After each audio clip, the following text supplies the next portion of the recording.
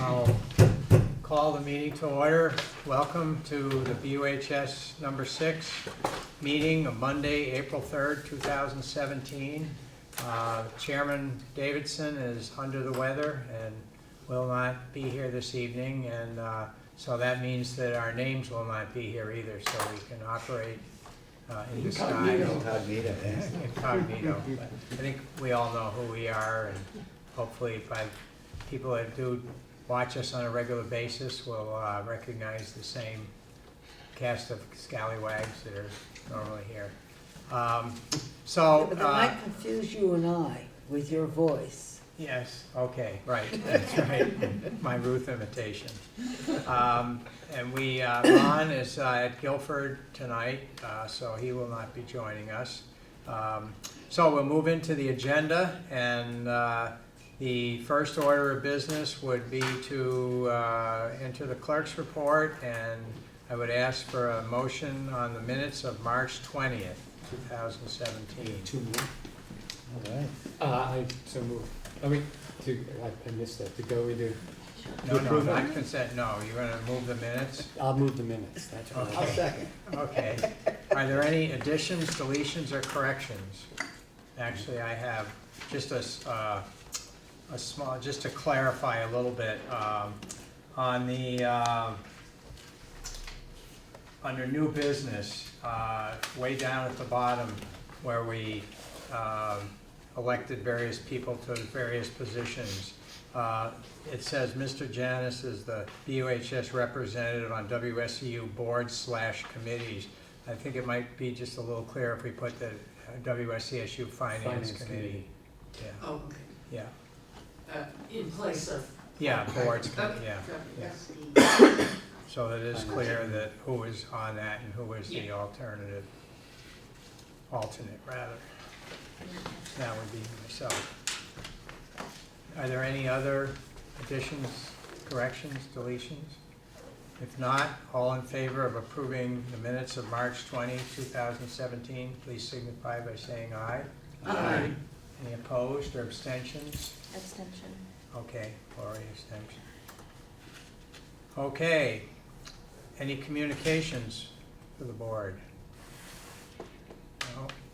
Anything else for the clerk's report? No. Moving briskly. And in that case, we would move on to recognition of groups and individual visitors, of whom I see none. So we'll move on again, and I would ask for a motion to go into consent agenda. I move we go into consent Okay. agenda.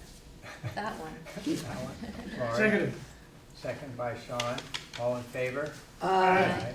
Opposed, abstentions? Okay, we are in consent agenda, and we'll start with finance, which has been busy and active. All right, Finance Committee met on 23rd of March, and we approved warrant numbers 1127, 1128, 1130, 1131, 1132, 1133, and 1134, the amount of $769,200.01. And we also approved warrant numbers 1135, 1137, 1138, 1139, and 1140, for a total of $461,837.23. We also approved payrolls, the February payrolls, February 23rd, in the amount of $422,032.46. And February 17th, the amount of $555,835.37. And March payrolls, March 3rd, the amount of $420,572.39. And March 17th, the amount of $427,778.46. I'm sorry, I missed the last two. Would you like the paper? March 3rd. Oh, sure, if you want to pass them. I'll bring them down. Sure. That's easier.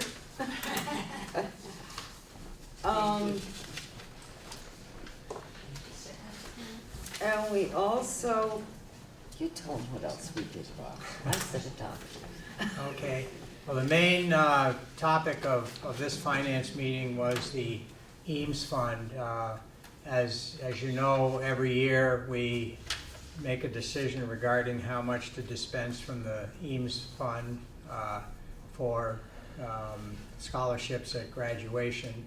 And we also, once a year, review the two managers that we have the fund about equally split between Wells Fargo and Edward Jones.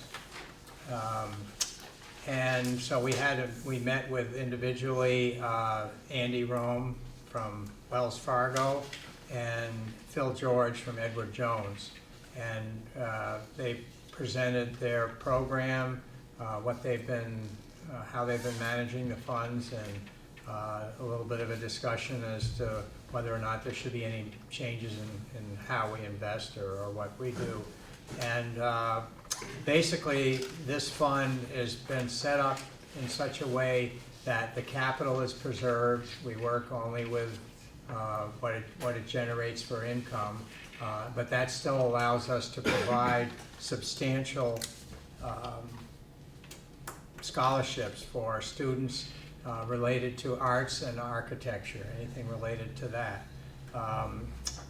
And the value of the portfolio is now, as of the first of this year, was about 1.6 million. And we have decided to allow disbursement for this coming year. Awards for fiscal year 17 will total $54,000.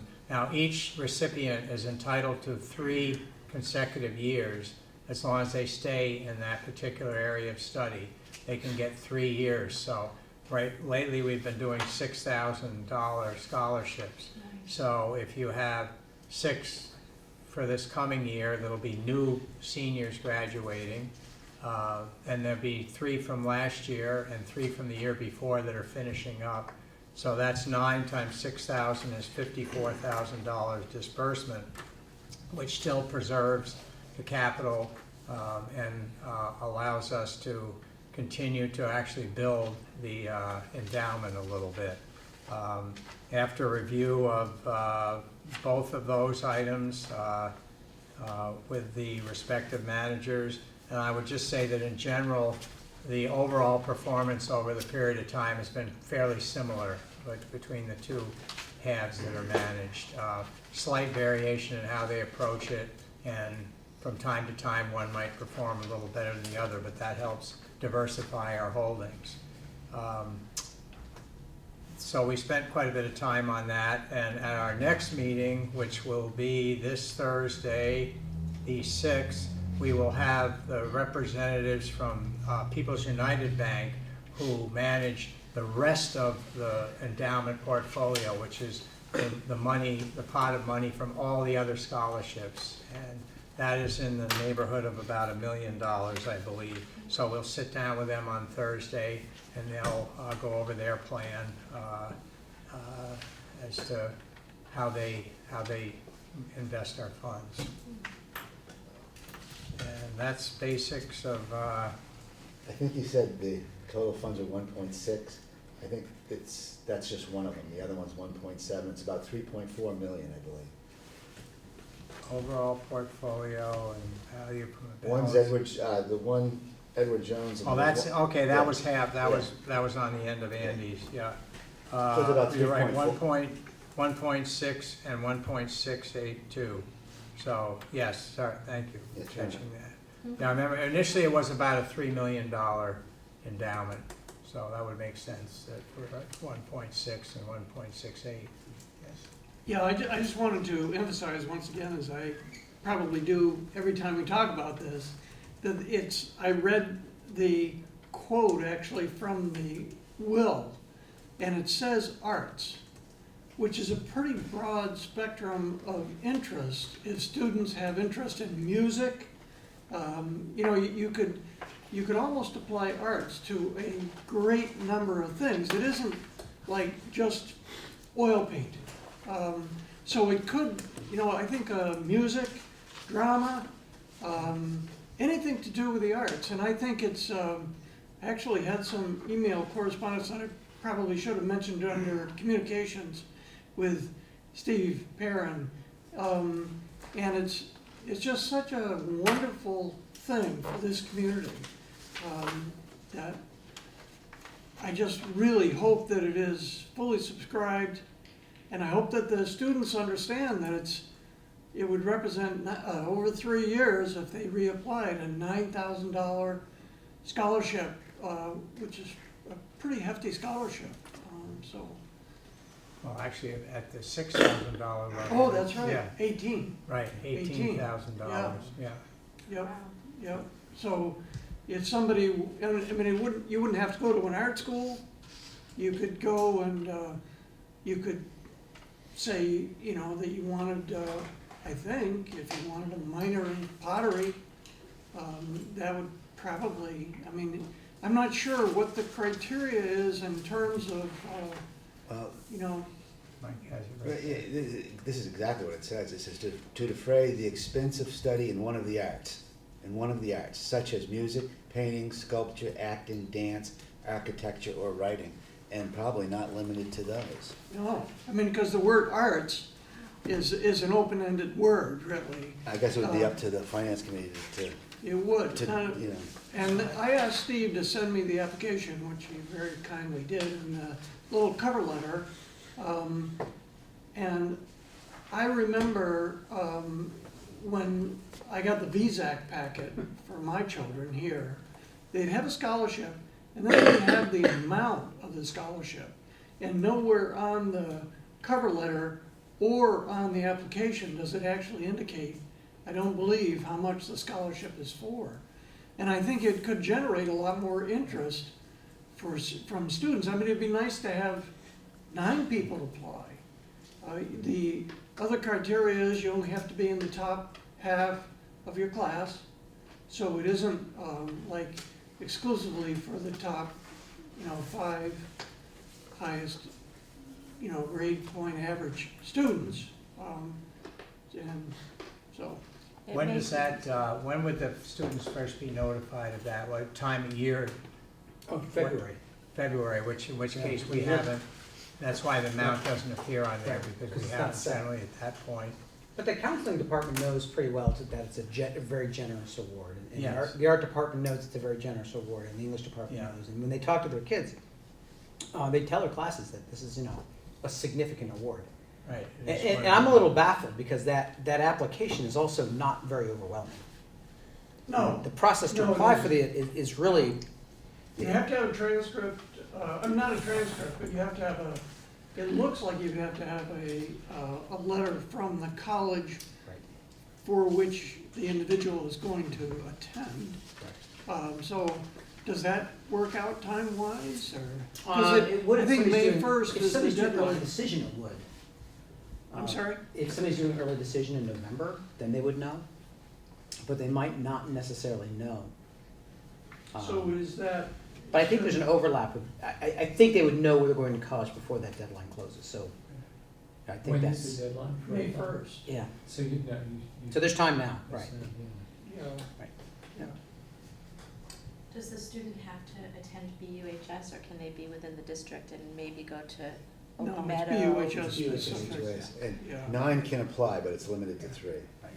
In terms of the comment about reviewing Any more questionable can- majors, Oh, yeah, yeah. Like you said, 9, it'd be nice to have 9. I think we should leave that to the scholarship committee, not the finance committee, to determine whether it's arts or not, but and that's what they do, that's their job. But it is a significant amount of money and a great opportunity, and we're able, as a result of good management and, the market having been generally pretty good, we're able to give out nice awards and still preserve the endowment. I think that's about it on finance. Anything else? If guys? we're gonna meet again This- this Thursday morning, April 6th at 8 a.m. Yeah, at the Kane Conference Room, as usual. okay. Then we move on to WSCSU finance, which I reported on the meeting that I attended, but Right. it hasn't been a meeting It since hasn't then. been one, and I think the next meeting may not be until May 24th, I believe, but Frank and Ron are here to confirm, but that's what I Okay. have. All right, planning and policy. Ian's not here, I but, don't believe we've met. okay. TCC, Has not TCC met? has not met. I'll say that since Ian isn't here. BAMS committee, BAMS committee has not met, but we do have slated on the agenda, April 10th at 8 o'clock in the BAMS conference room. But I haven't actually received confirmation from everybody. Mike did extra duty today, so, Showed up a week early. Ah, which he should be commended for.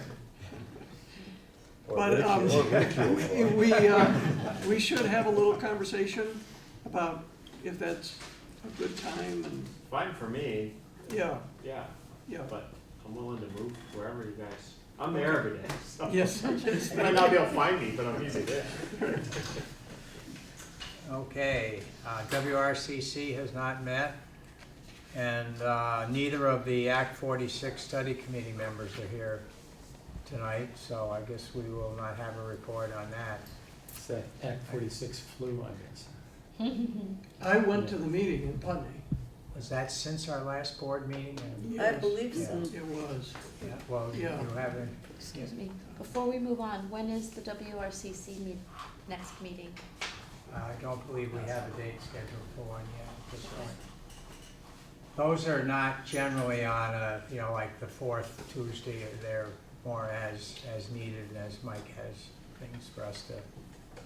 I remember that from before.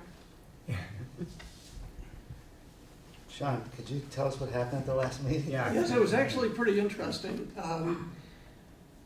It was sort of a reiteration of what had happened at the end of the last meeting, that in actual fact, that we can't go anywhere. We're sort of boxed in, there's gonna be no vote, and because of the Vernon and the Dummerston situation, there really is no movement in terms of moving forward, except getting more information back from the state on how to proceed. And then I did hear on the news that there is a possibility that there'll be a little more leeway in terms of the date. Because if we don't have a vote, which we're not going to, by June 30th, 2017, then we're sort of done. If we did have a vote and the vote was a negative vote, then you would have till November 30th, 2017.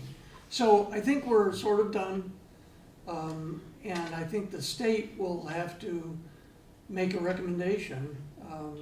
So there was quite a bit of frustration sort of expressed.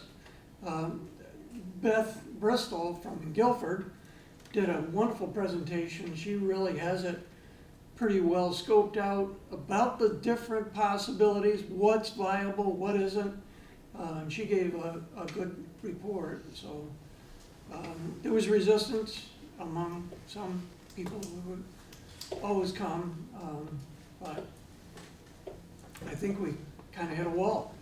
And there's no, to my knowledge, and correct me if I'm wrong, there's no indication from the state that, yeah, we'll let you know something in about a month or about, No, this is kind of up the there. articles of agreement were sent to the state, but they're still in draft form. So I'm not sure exactly what the AOE will do with them, I think that and I may be a little bit wrong on this, because Ron would have to confirm it. I think that the study committee just said, you know, give us a recommendation from how we get to where we should be, and what the timeline is. I actually made a comment which, you know, at the end of it, and it was sort of backed up by Frank, that this whole process, because we're not moving forward, represents a great deal of money for the WSESU. It represents $1 million in the lost, well, actually, it's almost $2 million in the lost incentive, $150,000 in the transition grant. Dummerston has the possibility of losing its small school grant, which is about $40,000, and Guilford does also.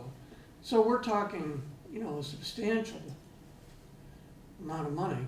I don't know if that all adds up to $3 million, but it's over 2. So, and that money's off the table at this point, so.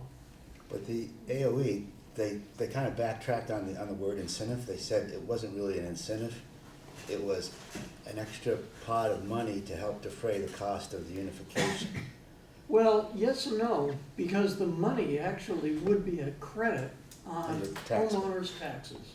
So, and in addition to that, when Rebecca Holcomb was here, at some point she said that the districts that don't do it will not get the incentive. The districts that do it will get the incentive, and the money for the incentives is made up of other towns within the state, which means if you don't take the incentive, you also, in addition to that, have to help the towns that do. So, you know, it's funny, I don't understand the whole thing financially, but I know where we are right now is not as good as where we could have been.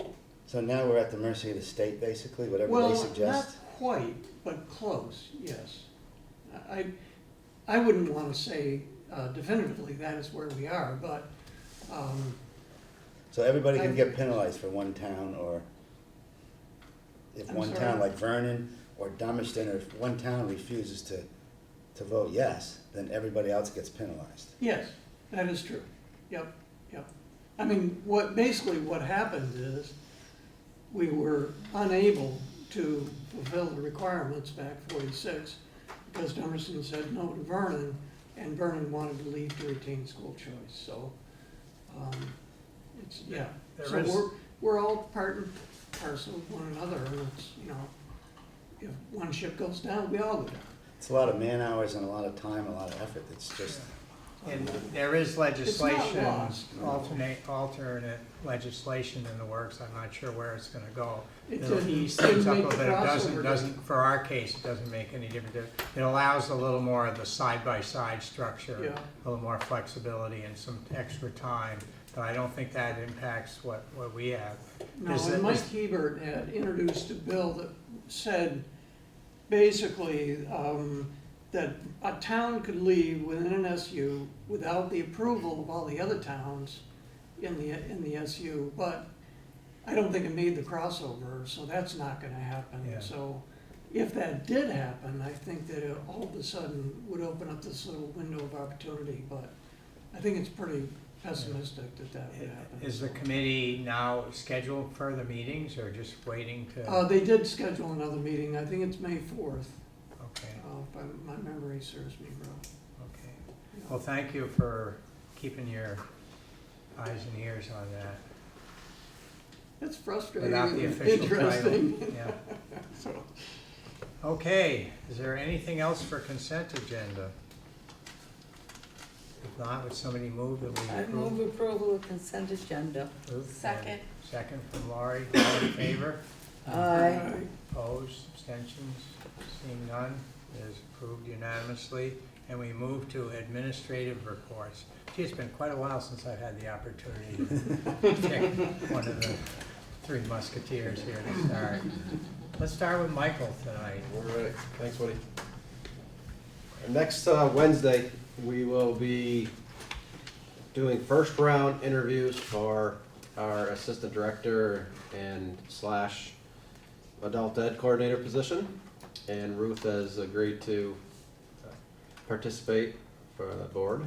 Thank you, Ruth. And look forward to interviewing 8 candidates. We had 22 people apply for the job.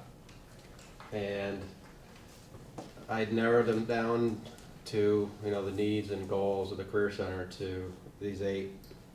So look forward to, it'll be a very busy day, all in one day. I guess. So Ruth is up for the job, she's told me. Or you get candidates from various places or mostly local? There was a few local, and the majority were from out of the area. Yeah. Some out of state, New Hampshire, Colorado. Yeah, we use School Spring as an advertising tool. Yeah. So it was interesting to see the vast range of demographics. So look forward to finding the right person for the job. We'll do a fire drill that day and get you guys up, give you a little break. Thanks, Keith. We have an hour break for lunch, so I think that'll be enough. Wanted to read a summary from our FBLA states competition that was held last week or a week and a half ago. And it states 16 WRCC business students prepared and ready to compete departed for Lake Maury on Monday, March 20th, to compete against 150 other FBLA members from around the state. Competitive events, networking, and fun took place through Wednesday, March 22nd. On March 6th, the 16 WRC students spent the entire school day concentrating and focusing on completing online competitive tests in a variety of business topics. This is a long and demanding day. Students take up to 6 one-hour tests. Yet still they look back on the grueling day as a lot of fun and the beginning of a deep bonding that states develop. In addition to online testing, competitive events may also require a role play in front of judges while at states. Some competitive events are strictly role plays in front of judges. Some even require the submission of materials to judges ahead of time, so they may be reviewed and assessed prior to the additional face-to-face presentation. In our chapter, students are required to take a minimum of 5 online at home and at least 1 face-to-face role play event while at states. When students are not competing, they attend workshops. Workshop sessions included dressing for success, tips for college success, finding your inner warrior, and more. Several Vermont colleges participated in the college fair, and there was an opportunity for students to take an open event, which means an online test in a couple of different topics. In the evening, there were dance lessons, a dance, a s'mores bonfire, and time to hang out and chat with new friends. WRCC students placed in almost all topics and events they competed in. This is something our school is very proud of in our continued outstanding performance. Some events were sponsored by Vermont businesses and colleges, allowing students to earn scholarships as well as medals. WRCC members placed 42 times in various events and brought home $61,000 in scholarships. Participants from BUHS included Megan Ferret, Keegan Jameson, Sarah Gothier, Allison Harney, Alicia Joy, Frida Rosner, Victoria Packard, Rachel Parker, Matt Dillemain, Theo Moore Dodell, Colton Ravina, Josh Norim. From Leland and Gray, Ethan Waterman, Twin Valley, Melanie Dow and Olivia Schnert, I'm going to probably murder her name. And from Hinsdale, Emily Ricker. So we want to thank you for your continued interest and support of our FBLA chapter. And I want to hand out to you the list of events that all the students have their names placed in. If you have a chance, take a look at it. Very impressive for these students.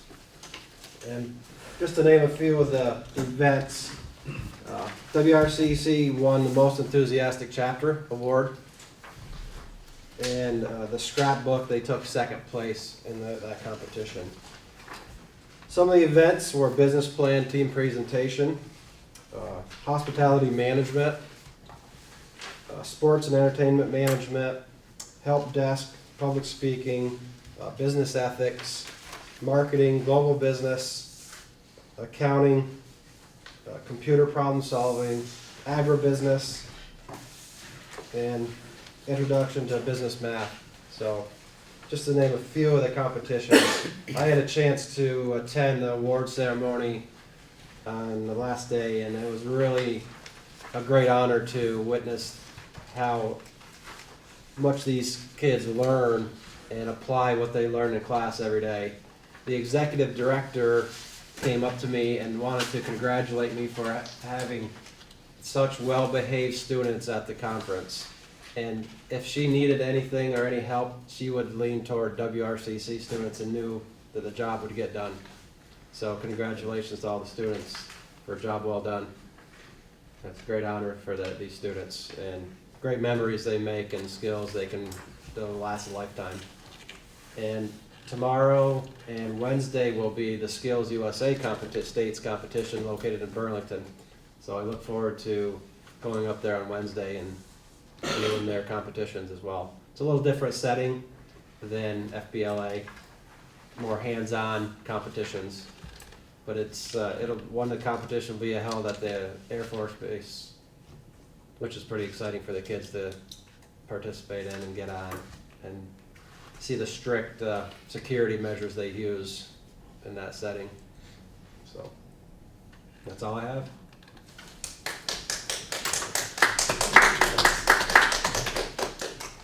Thank you. Mr. Perrin? Sure. Thanks. So starting off with our math department, math teacher Katie Westby took a group of students from her fundamentals of algebra class to UVM on Saturday, March 25th to take part in the statewide math fair. These students presented a project where they modeled and compared two population demographics and their changes in high school enrollment in two different high schools. As a result of that, they took third place in their division. The students then had a chance to tour the Davis Center and the rest of the UVM campus, and these students, some of whom had never been on a college campus before, were impressed. And Katie actually does want to bring those students here to present to the board in May, so they can talk more about it. But I got to give Katie a lot of credit for that. She just kind of said, "I'd really like to take some kids to this. We've never done it before." And so it's good to have a teacher just saying, "Let's try something we've never done before." So it was kind of cool. The Modern Classical Language Department would like to thank everybody who participated in the town representative meeting on the 25th and bought baked goods. They were there. They wouldn't tell me how much they made, but suffice to say, a lot of baked goods were sold. Also, on April 19th, our Swiss exchange group will be leaving. They'll be spending 3 days in Paris and then going on to Switzerland for a homestay. I met with the parents and the students earlier this evening, and the students are very excited about this trip. So Karen Sebastian and Suzanne Grenoble wanted me to pass along thanks for your support of that. One of our students, Frisia Cappy-Goldfarb, is a photographer, and she recently won in the Scholastic Arts competition. She won a silver key in her photography. She's one of 30 individuals nationally to win that honor. And so hats off to Frisia for her work. As a part of that, she'll get a $1,000 scholarship to the college of her choice. And it's just a huge honor to have somebody at that level, national level, be recognized for their work. So if you see Frisia, give her a high five. Also, our band went to the Vermont Music Educators Association Festival, and there they were evaluated and rated by a panel of 3 college band directors, and they were all given the highest possible rating of superior. This is after an unplanned 10-minute fire drill in the rain, and Steve told me he was glad that we called fire drills during block 1 so they knew what to do when they went back in. So he said they got right back to work. Last Tuesday and Wednesday, we administered the Smarter Balance Assessment to our juniors, and I have to give a lot of credit to our juniors for being good sports, taking the test seriously, I also have to give our teachers and our tech committee a lot of kudos for the work they did preparing, getting students ready, running around with the charger, the headphones, whatever it is they needed. And of course, Nancy Johnston, who did an incredible job of organizing this. And she's right now chasing down a few stragglers who missed things here and there. And but Nancy does a great job coordinating the SBAC exams. Spring sports have started. We got the fields are finally drying off, looking brown instead of white. We're really excited to get everybody outside. You can imagine the logistics of trying to have all of those teams share gyms along with the band's gym. So that's been a very busy time. We are just about ready to share with the board the next version of the Code of Conduct. We've spent about 2 years actually working on the Code of Conduct for co-curriculars. That's gone through a pretty exhaustive process where parents have weighed in, student council, athletic leadership. It's going to go to a general student group for them to kind of look at it as well. And then the teachers will take one last pass at it, and I'd like to bring it to the board and let you folks see what our co-curricular policies will look like next year. Like I said, Mr. Sawyer's done a lot of work. I also want to thank Brooke Welch and Gina Honorato for their role in being a part of that. And last but not least, Keith and I got some sad news today. Patty Meyer, our course teacher in BAMS and BUHS, has decided to resign at the end of the year. She's going to go on to some new adventures. She did phenomenal things here, as everybody knows. She's done a great job of updating chorus, choosing offbeat selections, encouraging the growth of our a cappella community here. And I can't say enough about the work she's done with Steve Rice to really help our music department continue to grow. So we'd like to have the board accept her resignation. I move acceptance of Patty Meyer's resignation with regret. Okay, second. All in favor? Along those same lines, given that we are hosting the All-State Festival here in May, there is we're going to be posting this position very quickly and interviewing very quickly. And I would like to know if there's a board member who would like to participate in the interviews for the choral director. I would love to. I think I was on the committee that hired Ms. Meyer. You might be. John. Well, I was just wondering when it was. Well, we're gonna, Keith and I haven't had a chance to formally talk about it, but, I'd like to post it tomorrow or the next day. Maybe have a week and a half or 2 weeks of application time. And then either during vacation week or right after vacation week, do a first round of interviews. All-State Festival begins May 10th. And I really don't want to have that burden on Steve Rice in the middle of All-State to go to interviews and watch sample lessons. And, I'd like to respect his time and Patty's time, and Riley Goodmote as well. I'd like to make sure that they can focus on the All-State Festival. So either vacation week or the week after, I think right now is what When would her leaving be effective? end of June. And off the end of it, okay. Yeah, the end of the school year. So Ruth, thank you. I'll talk to you directly about Okay. times. Okay, great, thanks. That's all I have. Okay, thank you. Keith? Yeah, hi everyone. Let's see, so I'm going to cover a few things that have happened in the last few weeks. We had a exploratory open house, so our health, phys ed, those departments, art, all of that. We had an open house, and we also had the BEAMS program was kind of featured there, so we invited incoming 6th grade families, 7th and 8th grade families, and then that team of teachers kind of got everything together. They do it every year. They advertise as their 28th annual, and it was a really nice event. Lots of families here, in particular incoming 6th grade families, a lot of them showed up. So it was great to display our programming.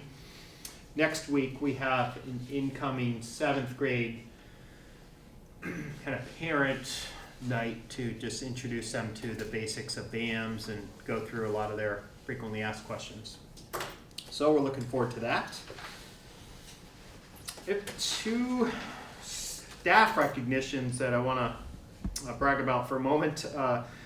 Joe Rivers, a lot of you would probably know Joe, social studies teacher, former basketball coach. Joe was nominated for an award called the Ignite Award, which is done through VitaLearn, which is a state kind of program for technology that recognizes people for their innovation, taking creative risks, or being creative and also taking risks. And Joe is right at the top of that list as far as using technology and being innovative.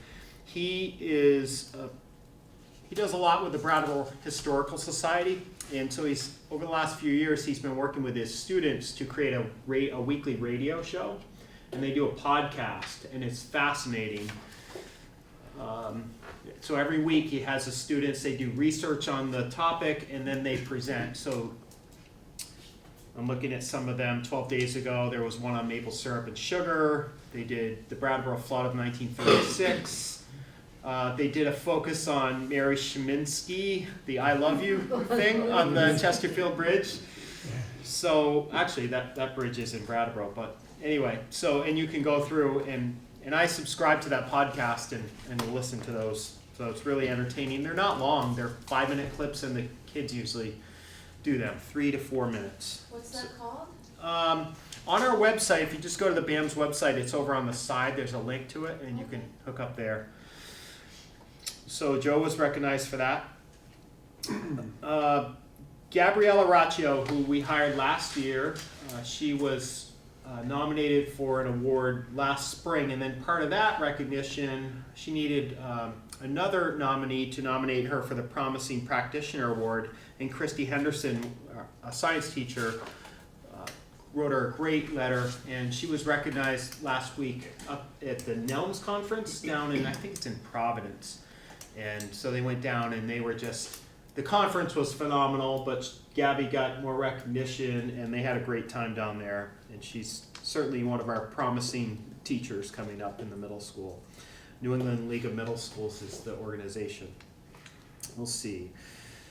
We began interviews for social studies. So last week or so, Mike served on the initial interviews. We interviewed 5 candidates. 3 of them we've brought back for model lessons. So we've narrowed it down to 2. So it's a really great process. We have really strong candidates. We hope to move forward with that very soon. Another student event, our math teacher, Peggy Maxfield, every year she does a thing called Math Counts, and they go to Randolph for a competition, and Dan Bailey, one of our employees, drove them up there in the van. Kids had a great time. They didn't place this year, but it's a nice activity every year they do that. And they always have a lot of fun with math.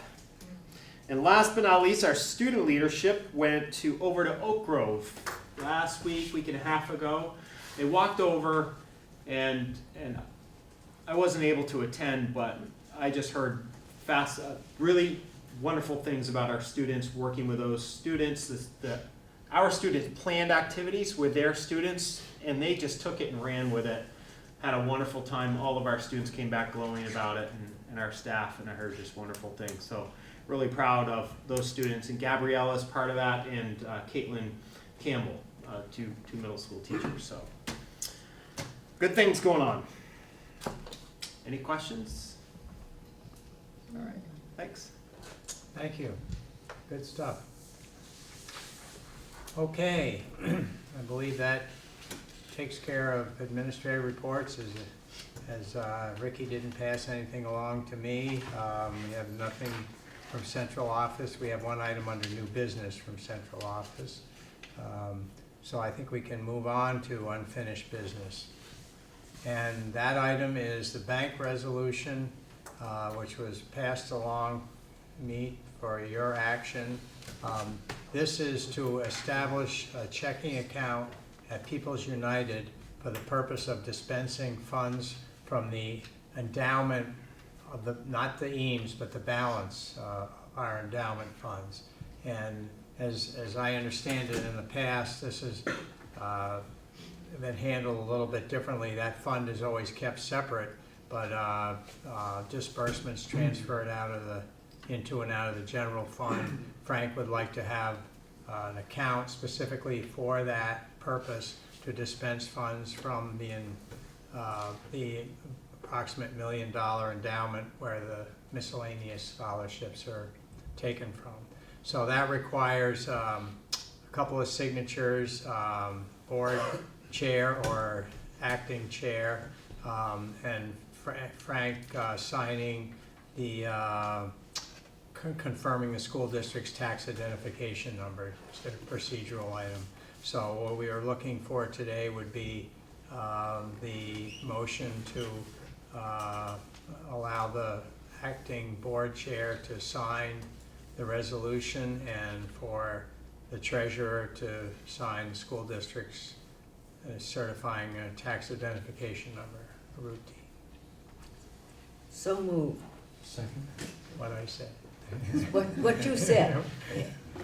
Okay. So this is just a checking account that's Right. the companion to the endowment. Right, that is tied So things would to- just be transferred to it Right, to disperse. it's tied directly to this endowment fund.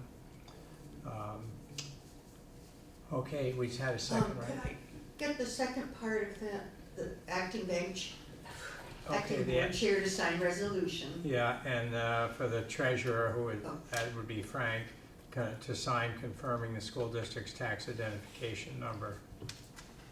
Thank you. Okay, all in favor? Aye. Opposed? None?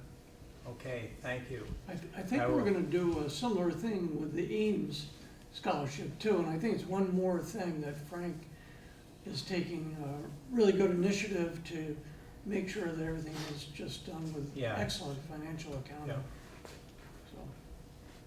So, Okay, the next item under unfinished business, I have to say I did not receive any information on a VSBA Code of Ethics. That's the Vermont School Boards Association. So I will report back to central office that we took no action since we didn't know what action we were supposed to take. And I assume that they will, the next meeting will be adequate timing to sign off on that. Yeah, I think it's just, I think we maybe didn't do it last year, but it's just a reaffirmation going through what confidentiality and those sorts of general rules. We've done it in years past. I don't know if we did it this past year or not. Conflict of interest Conflict and of interest, whatnot. including conflict. If you're interested in seeing what currently exists, it's on the VSBA website, I believe. Well, look, I saw the conflict of interest, but I didn't, it goes to, as well as confidentiality and those sorts Yeah. of things as well, so, Okay, Basic ethics. yeah. so I don't think we're holding up the rest of the state on that if we defer for now. No, the state doesn't have a code of ethics. Or at least a body Okay. that, Moving on to new business. Is there any new business? No? If not, wow. Mr. Chairman? Just like, didn't you say that central office, we had something for new business or no? right, with a Oh, that was it. resolution. Oh, that was that's under unfinished business, okay. Oh, okay, under unfinished, I'm sorry, Right, oh, yeah, under okay, good. unfinished. Not under administrative report. Okay. Before we move on to the next item on the agenda or not on the agenda, but at any rate, when is our next meeting? Is it in 2 weeks or is that spring break? Spring break. Do we generally meet then? Thank you for No. that reminder. no, we don't. We generally don't. And we have at various times either delayed and had a second April meeting later or dispensed with a, Right. In our first meeting in May is, would be May 1st. May 1st, so that's not that far away. Right. Any thought, without central office being here to see if there's anything that you're aware of that we happen to have? Ron said if we cancel that meeting, he's okay. You're really, no, he seriously. Because he thought the board might, given that it was vacation week. Yeah, Okay, We generally don't meet on Right. vacation week, and the building seems to stay here. Is there a time sensitive issue regarding the item that we weren't able to address? I didn't know Did if the you were Code of Ethics? I, No, I I don't think- I Kidding doubt about it. the If the holding worst the case stake. scenario, that could be No, done it's not by a way of requirement. I a mean, the telephone code is, poll. but going over it is not a I requirement. just sometimes have a So, hard time reading people's We will sense not of meet humor. on, Just have to April trust our 17th. conscience, I guess. Well, he said something about. that's also the Boston Marathon. Yeah, so, Are you running in it? no, I didn't. Hopefully you would be done in time to still get here. Yeah. If I were running in it, I would barely be done in time to get done. Okay, so our next meeting would be May 1st. Bring your May baskets. Dance around the maypole. Okay. Thank you for bringing that up, because it would have been a question. Okay. Did you finish making your motion? I or- did not, Mr. Chairman. There appearing to be no other business to come before this body.